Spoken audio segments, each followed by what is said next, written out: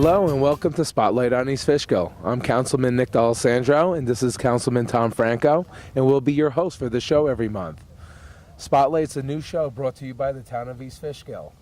Every month we feature 2 new businesses or other public venues located in our town. And today we have a very special treat. We have one show completely dedicated to a very historic part of our town, Hopewell Depot.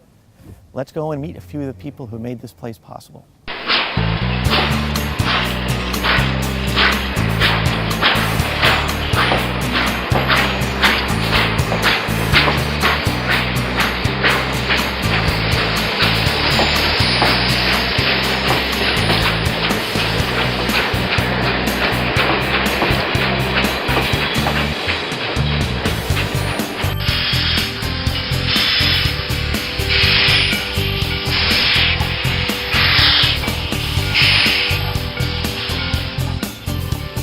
Here we are with Rich Taylor, and I gotta say, Rich, you're like the founder here, right? Yes. Nice to meet you, and thanks for having us today. And thank you for having us.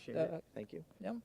So, Rich, tell me how did this all get started, and how did you find this? Well, back in 1995, I happened to come in here to go to Barry's to have some work done, and I saw the depot sitting here, and it was, it's all falling apart, and it was all crowded with steel all around it, so you could hardly get up to it. And I looked at it and took pictures of it, and I decided that this needed to be restored and turned into a museum.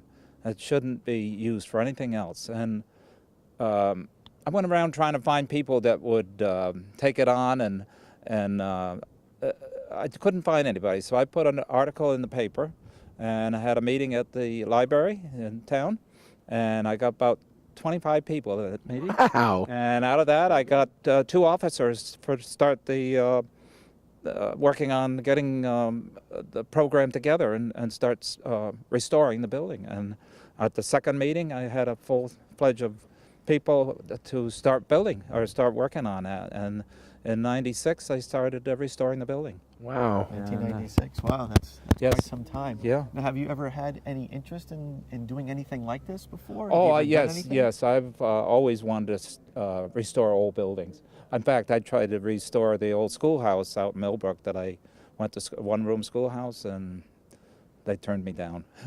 But I always wanted to restore something, so this was really Well, we're glad this you're was here. really a neat project, and we're so proud of it that it's come out so well, and I think the community enjoys coming here because we get a lot of people Absolutely. showing up here, and a lot of people taking pictures of it, and we've had, I think, 3 weddings done here, Wow. and it's a great backdrop. Well, it's for very anything. picturesque. Yes, any kind of a program. So it's been a very rewarding project. Well, it's at the head of the top of the rail trail here, and that goes throughout the whole county. And there's a lot of people that love to do the whole rail trail, and this is a great beginning of it because they could come and visit this wonderful depot that you've restored. Museum is a little piece of history right here in Oh, Hopewell yes. Junction, which Well, is great. it is the history here of Hopewell Junction. So, it's how it got its name. So, do you have anybody here that helped you out along the way? We've got many people here, but I think Bernie's one of our key people as far as the history of the building, and Paul Stitch is the one that has done a lot of the museum part. He knows how to set up museums, and he's done that. Then I have Charlie that did the diorama. So Charlie did that, and you'll see that inside, and it's excellent. It shows what was here. And the rest of them here, there was a lot of people involved. Okay, in so let's go down the row here. Hey guys, why don't you come over? So we got Bernie over here. Bernie's our conductor and our historian here, right, Rich? Yes, that's correct. Okay, you want to go down the list and introduce everyone for us? Oh, this is Charlie. Charlie is the one that did the diorama, and Philip, our youngest worker here, and he was here helping out on a lot of the painting and scraping, and there was a lot of work that had to be done. Paul Stitch is the one that kind of designed the museum and put that together, and Mark Coe another one of our great workers that has worked on a lot of projects, and he is also the publicity chairperson. So he's the one that brings in the money for us so that we can keep moving. Mark, you're the important guy, Mark. Yeah. So Well, Well, gentlemen, that's- thank you for what you've done. It's a big endeavor, and I think you did a terrific job. You should be very proud. Yeah, why don't we go in and take a look? oh yeah, by all means.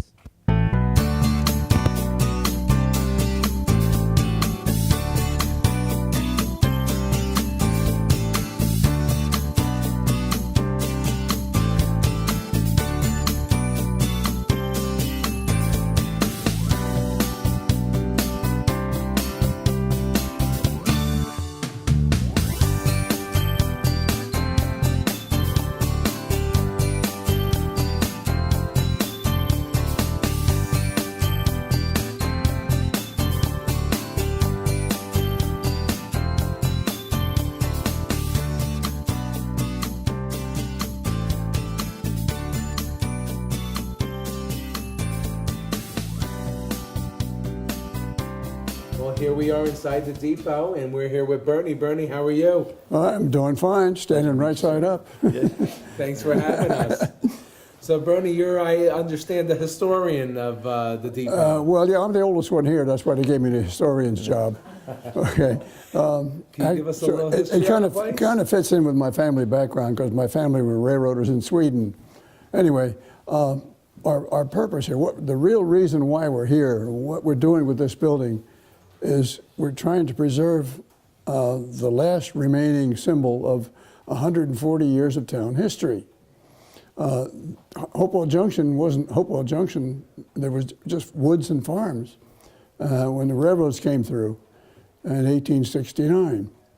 And what happened was the original hamlet of Hopewell is out on Beekman Road where the church is out there. But when they built a railroad station over here in the woods, business started to accumulate around it, and it became Hopewell Junction. And when three railroads came together, that was the name for the town, became Junction. It was Hopewell Depot first, and then when the three railroads came in, it became Hopewell Junction. Wow. Okay, so we've got 140 years of town history here. Before the railroads came, this was just farmland, and it was this represents the whole complete transformation of our society, because when the railroads came in, it opened up the whole world to the outside. Farmers could sell their products and all over the place. City life could come in. A whole industry of bed and breakfast started up because of the railroads. When railroads first came in, the telegraph, oh, this is a great invention. Now we can instantaneous news from the outside world. Right. And we had weather reports on the wall of the depot before the storm actually got there, you know. And then not long after that, the next thing that happened was the telephone. It had a crank on the side, but the first telephone in Hopewell Junction was in here in the agent's office. And all of this represented a communications with the outside world. And if you ordered something in the Sears Roebuck catalog, it came in by train, and you picked it up at the station. Picked it up at the depot. Exactly. That's where it all started, then, right here. Exactly right. So we've got 140 years worth of history in this building. Even the floor, for example, those floorboards are recycled out of a chicken house, and that chicken house and the barn that they were stored in belonged to J.C. Penney from the J.C. Penney department stores. Wow. He had a farm here in Hopewell Junction. He lived here part-time. And, we picked up anything we could find to build this place, to rebuild it. If we could get something for free, that was great. But and we had something like 50 or 60 volunteers over the years putting the building back together. Wow. And in 2012, we opened up this section as a visitor center for the rail trail, because we're now the trailhead for the end of the Dutchess County Rail Trail. And then a year later, in 2013, we opened up the museum section to tell the story of Hopewell Junction railroads, because Hopewell Junction, with three railroads came together, we had two rail yards and there were a roundhouse and turntable, coal and sand and water and everything you needed for big steam engines. So this was a really busy place from around the 1880s up until 1950. In 1950, the last steam train left. But then when the big bridge burned in Poughkeepsie in 1974, most of the traffic from the west stopped. And that's when the railroad decided they didn't need this building anymore. They boarded it up and walked away. And a local fireman decided he needed a fire to fight. He wanted to be a hero. He torched the building. Really? Well, they caught him and put the fire out, but the damage was done, so we had to do a lot of repair work. And what really kicked it off was I got a phone call one day from a guy. He said, "How much is it going to cost to replace those scorched roof rafters up there?" I said, "Well, the contractor's estimate is $5,600. Oh. 2 days later, I got a check in the mail for $5,600. Wow, that's great. And on a cold Should day, ask for 10. on a cold day in January, we got 25 volunteers in a bucket truck, and we put a roof on the building, and away we went. Wonderful, wonderful. You want, maybe you could give us a tour? Okay, I can start here. This is the visitor center where we have racks of brochures for people coming in off the rail trail. And the next thing we want to talk about is in the center section. The center section in here, this was the ticket office. Now this was the ladies' waiting room on the north end, okay, and the men's waiting room was on the south end because the ladies didn't want to smell those cigars, so they had a smoking section over there, okay. A different time. And so this was the ticket office, and one of our members is his grandfather was a telegrapher for the railroads, and we inherited a number of parts, including my old Boy Scout key from 1944, and we've got it hooked up to the point now where we can practice your Morse code if you like. And we put a sign up here with the codes on it, and the kids have a ball with this, tapping out their names. So, and over here, you see some of the instruments that were used to test the telegraph lines. Now, Bernie, are all these original items? What's that? Are all of these original items? These are all original items from railroads, not exactly from this building, Right, but railroads, yeah. From the same time period. And that scale over there, when this was a Railway Express agency, before UPS and FedEx, that scale was used to weigh the packages. So that scale has been on this building for over 100 years. Wow. So, and this telephone is an older style. It's not hooked up at this point, but that telephone, most people, you talk to kids nowadays, they don't know how to dial one, you know. They've never seen one like that. Never saw that, right, Bernie? Well, I remember phones that had a crank on them. And now on the other side, on the opposite side here, was the agent's office. And the agent, his job was to take care of all the traffic, make sure that all the trains were on time, and everything that was involved with how much freight, the weight of the traffic on train cars. And this desk was new in 1910, and it was restored by the man who does the furniture restoring for Colonial Williamsburg. So it was the $3,000 restoring job on this desk, so it's like brand new. Wow. Very nice. And that what over here is a calculator. Well, you got one that fits in your shirt pocket nowadays, but that one was used by the New Haven Railroad. And the first telephone in Hopewell Junction was in this room. Here's one with the crank on it. You might know someone who has that. Hello? Anybody there? Hello, Mabel? Anyway, the first telephone in Hopewell Junction was here, and it only went 3 places. It went here, to the roundhouse, and to the agent's office, agent's home. That was the only 3 places it went. But that was in the 1880s. And the next part that we're talking about now is the museum section, which Paul will do a little more explaining about that. And in here, this is the museum to tell the story of Hopewell Junction railroads. I wired up this map in my basement to show which railroads were active at which particular years in time. And if you push a button down here with a year name on it, it lights up the railroads that were active at that particular time. In 1869, the first railroad came through here. And in 1881, they added this line coming up here. And in 1892, the big bridge in Poughkeepsie opened up. So we had all these lines active in 1892. But then we started losing them. The first one we lost was Sylvan Lake. Sylvan Lake was at one time an iron ore mine. And it was a very deep mine. But when they found better iron ore out in the Great Lakes, they stopped digging, stopped pumping water. It filled in and became Sylvan Lake. So now it's a campground. But then we started losing lines. And this line that ran from Hopewell up to Millerton was torn out in 1938. And the rails were sold for scrap to Japan.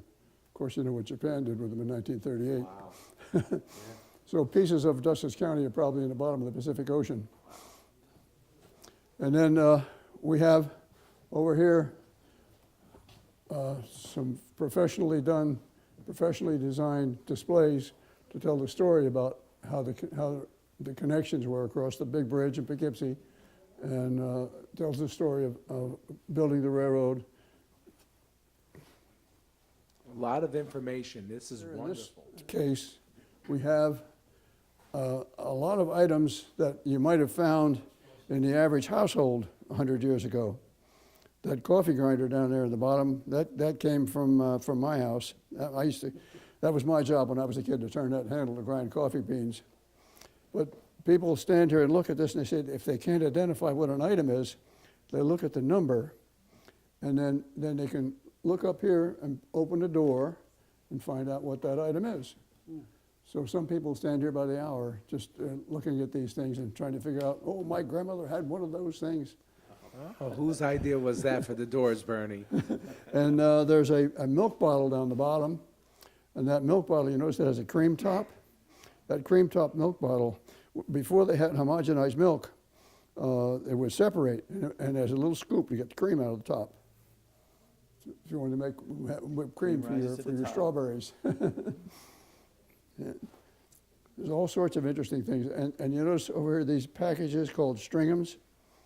Stringham's Mill was over on Route 376 where the rail trail crosses over in Fishkill Plains. There was a mill there, and that's where these packages came from. And over in here, this is a picture of what they call pusher engines. Going eastbound out of here, they had to climb up over Stormville Mountain. That was a tough job for the old steam engines. So a long train would come across the river from Poughkeepsie, across the big bridge. They would stop here in Hopewell Junction, put an extra locomotive behind the caboose, push him up the mountain. When he get up the top, he'd cut loose and come back down again the mountain again and wait for the next train. And those big steam engines were based here in this yard right outside the windows here. So that was the roundhouse and turntable and coal and everything you needed for big steam engines. So this was a very busy place. These locomotives, by the way, I just want to fill this in quickly. These were called Santa Fe type locomotives. The Santa Fe type came from the originator of this wheel arrangement. 2 wheels in the front to give the locomotive stability, 10 driving wheels to get as much power as possible, another 2 in the back to support the weight of the firebox. This is an L1 type built by the New Haven Railroad in about 1918, modernized over many years and used on the New Haven. Really only on this section because they couldn't run much elsewhere. They weren't very fast locomotives, but they had quite a lot of power for what they want. So a lot of these locomotives, these ones that came through Hopewell Junction back in the day? Yeah. We had several that would have run through here, pulling trains out of Maybrook, and a few more that, as Bernie had said, were... The New Haven Railroad had a total of 50 of those. 50 of them. That's Right. And they weren't very fast, but they could drag about half the world along with them. They were made for They only pulling. do about 25 miles an hour. Right. Yeah, that's all you need. And this stove is interesting. This stove came out of the train station in Fishkill, actually, and it was donated to us. And it's the 1890s version of a hot plate. It's a coal-burning stove. You could set a good hot coal fire in there. Okay, when you got the hot fire going, you slide this over and put your coffee pot on the top. Keep the coffee hot. So it's an 1890s version of a hot plate. And I see you have the coal. And that's that's some of the coal that might have been burned in that. Okay. And this What have we here? this is the Borden's corner. There was a Borden's milk processing plant in that parking lot next door. Over there is where those cars are parked. And that processing plant was for the Borden's Milk Company, and it processed all milk that was picked up by the railroads in these 10-gallon cans. These cans, they would bring them here to this building, and they would process as much as 6,000 gallons of milk a day and fill up 6 box cars full of these quart bottles and down to New York City. Of course, they didn't have mechanical refrigeration, so they had to do it fairly quickly. And they used ice from local ponds. So when that building opened up, it had an ice house with over 900 tons of ice in it. Wow. That would last them over a summer. So that's a great little piece of Hopewell Junction history right here as well. Yeah. What else do you have? Right, and there's just some of the milk bottles that were done by the Borden Company. And then of course, this was the Railway Express part of it for packages. And anytime you ordered something that was big enough that it couldn't fit in your mailbox, it would be delivered here, and you pick it up by train, and pick it up. And if you order a new range for your house or something like that, fine. That's what would happen. You pick it up here. The original UPS guy. Exactly. Right over here. And then this section over here is some of the tools that would have been used along the railroad. This wrench, for example, is a wrench that was used for the bolts that hold the tie plates together, the rails. And this is a picture of what the roundhouse and turntable looked like, and how busy this yard was 100 years ago. And look at that worker in the middle. That fellow right there? Yeah. You know who that is? Tell me. That is, you know our highway superintendent, Dennis Miller? Yep. That's his grandfather. Wow. Dennis Miller's grandfather. Look at that. Dennis, you gotta come down and see a picture of your grandfather. He should be on the board. Well, that might be a good idea. Maybe we could get Mr. Miller to join the board. That would be a good idea. We'd love to have him. And one of the things we got here is this car knocker's hammer. You ever heard of a car knocker? No, tell me. They would have a hammer like this stuck in their belt. When they worked on train cars out in the yard, they would use that hammer to tap on the wheels. They'd tap on the wheels, and they could tell by the sound if the wheel was cracked. Oh, God. So they called them car knockers. These panels and everything's wonderful. You guys built everything here? Everything here is built. This was totally obliterated from the fire. We did leave one piece left so that you can tell what it looked like. If you look at the top of that door, see the top corner of that door? Yeah. That's what the whole inside of the building looked like when we started working on it. Wow. It was all completely burned out. Now, who would you say is most responsible for organizing the entire museum? The museum, that fellow right there, Paul. He's going to tell you about it. Come over here.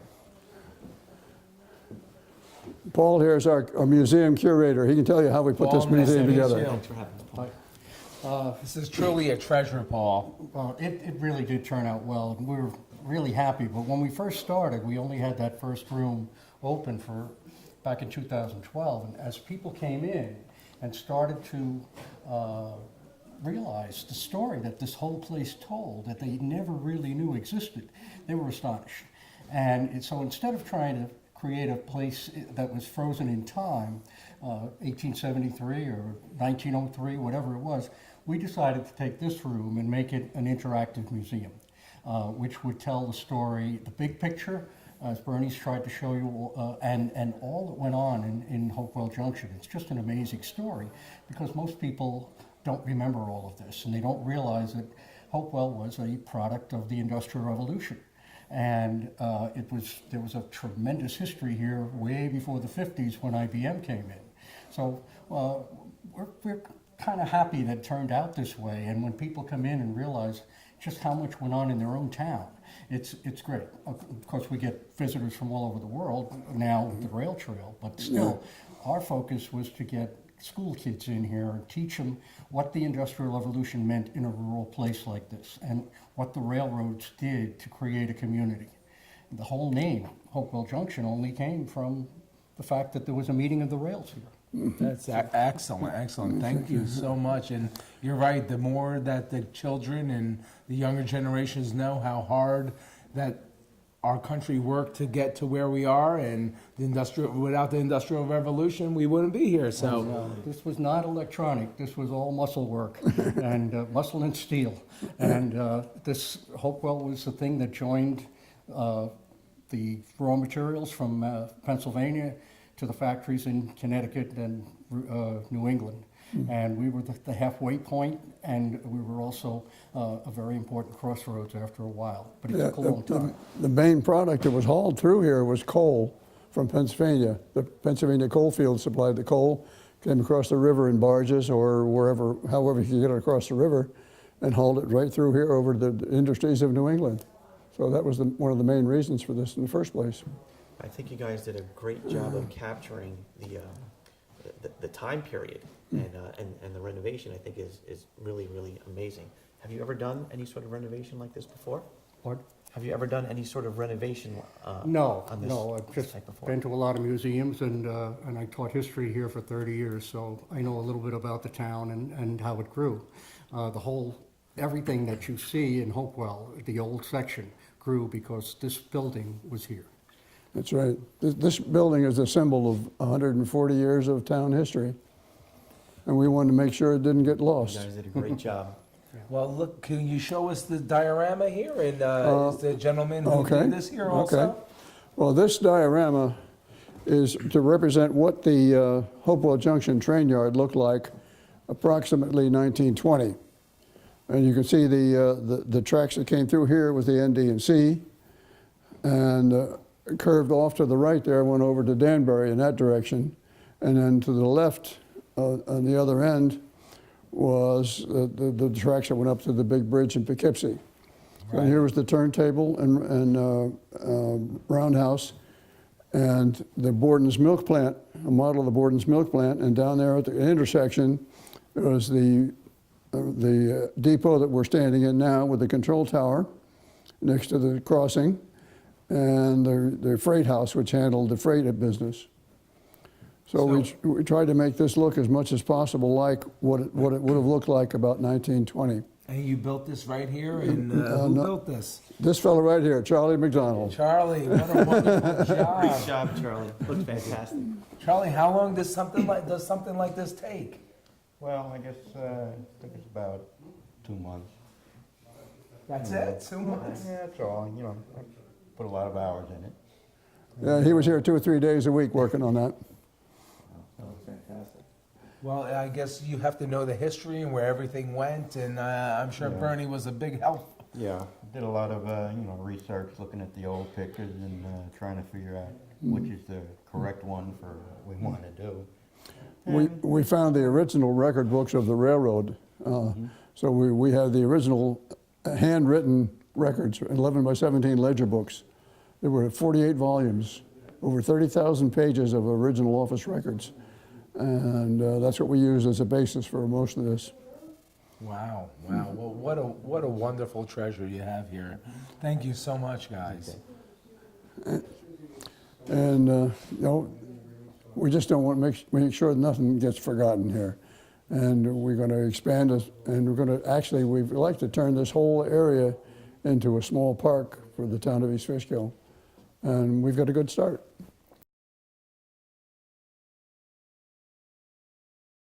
Well, here we are with some of the board members from the Hopewell Depot. Hi, ladies. How are you? Good. Well, thank Can you. you introduce yourselves? I'm Celeste Rudberg, and I'm secretary to the board and the wife of the conductor. And I'm Jackie Prusak, a retired school teacher in Wappingers. If you know me out there, come on down. Maureen Taylor on the board. Rich is my husband. So, ladies, what could you tell us a little something that you got here? Okay, over here we have a lovely piece of artwork donated to us. And if you can't beat these prices, this is $11.98, but cash only. No credit cards accepted. And this would heat up the whole depot. We have a big bin over there. You can see it with a coal in it. And that was one of the main reasons why the railroads were put in, right, Bernie? Because of the coal from Pennsylvania. So who donated the stuff here? Oh, we have a couple of people that donated. One gentleman, Mr. Valinsky from Fishkill, donated the one in the other room. And I want you to know, Superintendent or of East Fishkill, there's no C of O for this because it's not hooked up, okay? It looks like it's hooked up, but it's not. I think No, you're we- okay. Don't worry. Right. Well, We'll make sure the town engineer yeah. doesn't come around. Yeah, well, I think you're okay.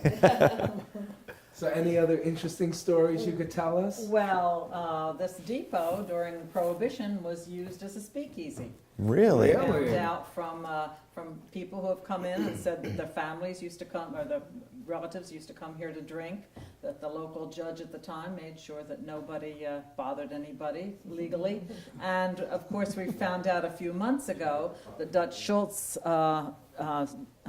brewery, his distillery was way up on Pine Plains, and this train went through Pine Plains. So I think it was a logical choice that at least some of the alcohol that came down here to be consumed Oh, that made sense. came from his little Absolutely. business up there. Yes. So- Was there any evidence found when you did the? Is there any evidence? Yes, in this floor, when they started working on this floor, there was a hole in the floor, and there was no reason for there to be a hole in the floor. There's just a crawl space under this area. When they finally got down into the crawl space, they found a pile of old whiskey and liquor bottles right down there. So we still have some of them.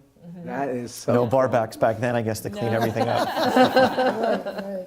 And do you have a great story for us? Something that, Not really, except. one of your favorite ones? That I just was with my husband when we saw the building way back when it was such a mess, and said, this needs to be saved. it must be very gratifying after all the Yes, years of yeah, doing all of yeah. that work that you So, guys have done. yeah. And you should all be commended. It's a great job. So we have to get as many donations as we can and have people come and Absolutely. visit the depot. And to keep this building. I'm the Absolutely. treasurer, we still have to pay Oh, the Jackie's the treasurer. insurance on the place, She's the always after electric the money. bills, the telephone bill, it goes on and And we endless. need So to build the anybody who town wants as to well. send a donation, send it to Post Office Box 1044, Hopewell Junction. And do you have a website as well? Yes. We do. HopewellDepot.org. And also, I know that your husband Bernie, he wrote many books, Yes. and you could buy them here. Is that correct? Yes, we have 3 books that we sell here. One is 25 years on the ND&C, which is the history of the railroad that actually built this depot. Another one is Hopewell Junction, a railroader's town, which covers more or less the history of Hopewell Junction as a railroader's town.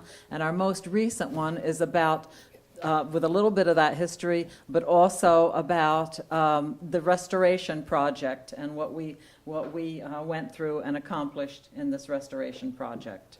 That is so wonderful, and They're all available here at the depot. everything goes towards the to depot. That is so That's nice. great. That's We do have fantastic. a fund, though, for the tower, so if you do want to donate to the tower, make a note on your check that you're sending, just for the tower fund, because all the rest then goes for the maintenance of the building and other bills that we have.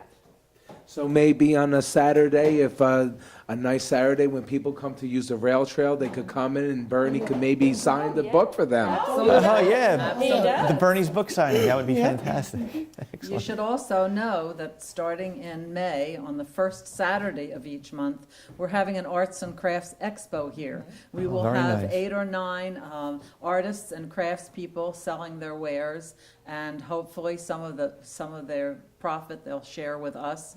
But it's also as a favor to the community to provide it for them. Mark Koch is our fundraising chairman, and he's On the been board. chairing this. He's on our board.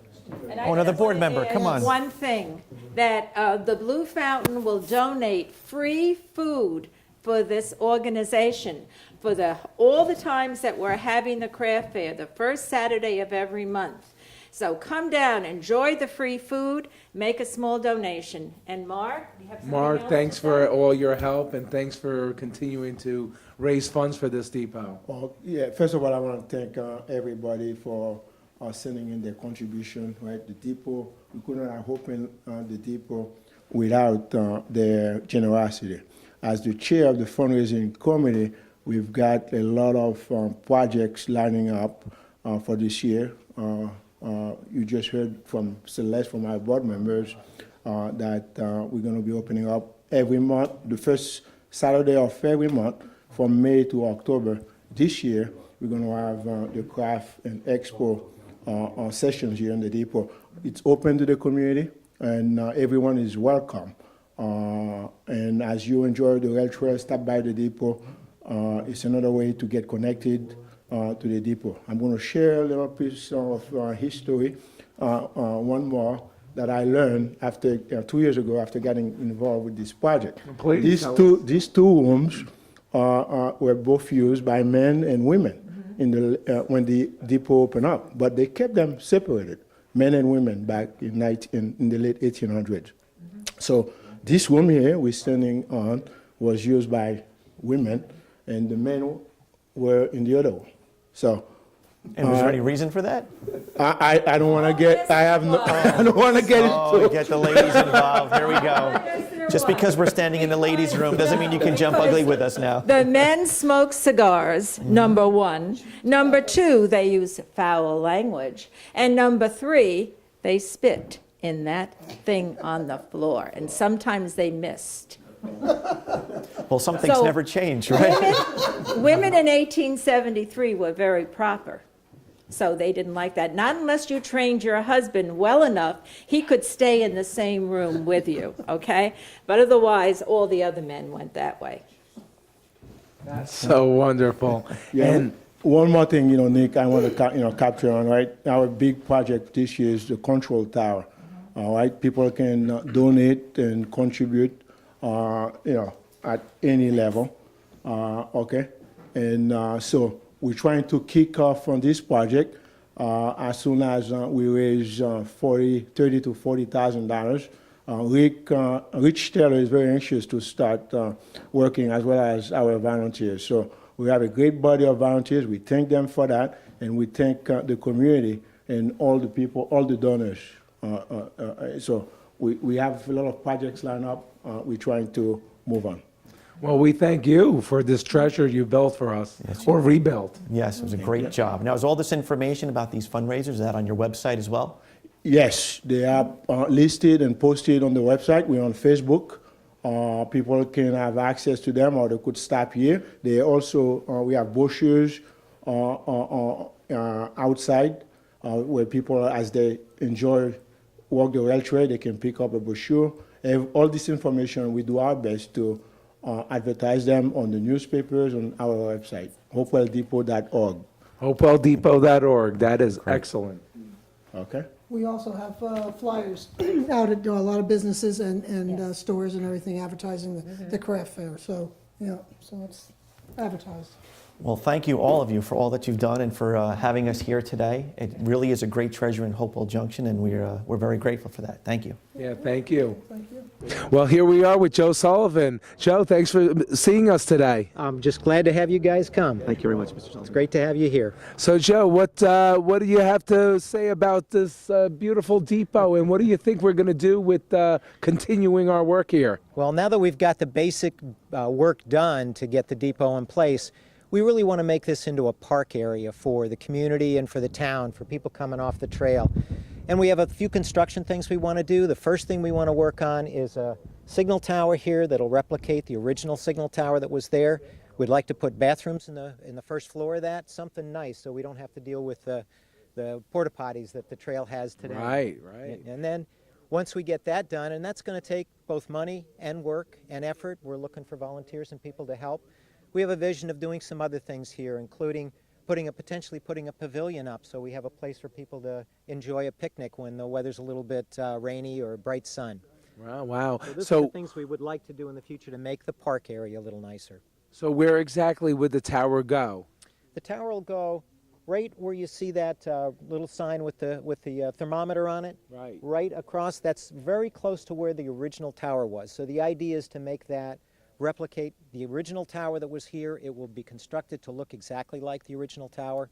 So this is just going to make it more of a historic environment for the whole park area. No, I understand you're going to be continuously looking for funding. Is there a way that people can donate and help you achieve your goals? We can donate as you would to any nonprofit. You can donate on a cash basis. We can donate stock. You can donate. We'd love to have sustainability funds. We're transitioning from a reconstruction organization to rebuild the tower into one where we're sustaining the operation, the museum here. That's a big change for us, and that takes sustainability funding. So if people are willing to contribute on a quarterly basis, an annual basis, that would be great, monthly basis. We're looking for funds both for sustaining and for building the tower. The other thing that we really need is volunteers. We'd love to have people join us, either as tour hosts, to help us when we're doing physical work on the buildings, and if anybody's interested in being on our board, we would love to have additional board members. As we transition from a rebuilding organization to a sustaining organization, the operation's different and the needs of the corporation are different. So we'd love to have people come down, work with us, volunteer. Now, if they want to volunteer, who would they see? Would they come see you? Would they come here? Is there a place We're online open. they can go? They can go to our website online. They can send notes to info@hopewelldepot.org. They can also come down here on Saturdays and Sundays. We're open from 9 to 3 on Saturdays and from about 10 or 11 till 3 on Sundays. Speak to myself, Joe Sullivan, or Rich Taylor, or any of the members that are here, and we'll introduce you, give you the information. That's fantastic. That's great, Joe. Thanks for all your help. Well, I'm glad you guys are here, and I hope the county and the town appreciates what we've got and contributes both financially and people-wise. Well, you did a We'd love great it. job, and you should be very proud of what you've done. We are. Thank you very much. Thanks, Joe. Thanks for joining us for another episode of Spotlight on East Fishkill. And always remember, whenever you can, buy local, stay local. Thank you.